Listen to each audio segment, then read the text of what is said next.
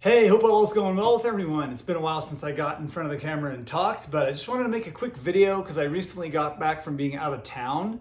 So I'm going to discuss how to eat a high sugar diet while traveling. I'm going to show you what I ate in a day, one of the days when I was out of town, and two important tips that I wanted to mention.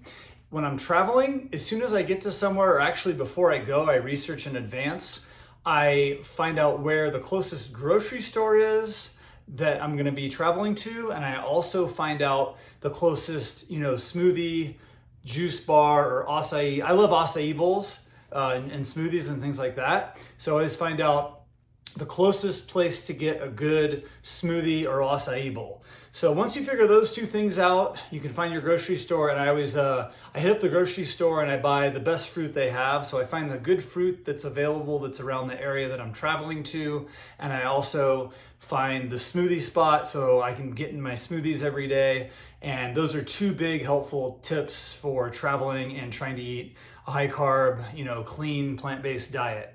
So there you go. And let me show you what I had on one of the days here when I was traveling.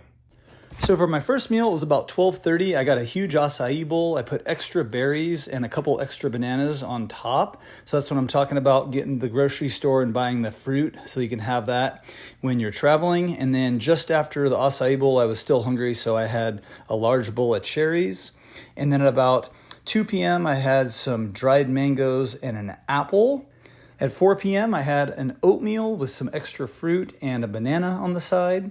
And then for dinner, I had a veggie burrito. It was loaded with veggies and beans and rice with some salsa, and I also had some chips and guacamole.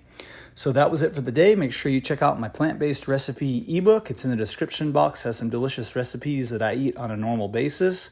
And give me a thumbs up or thumbs down. Leave me a comment. Subscribe for more videos. Hope everyone has a great day, and we'll talk to you soon. Bye-bye.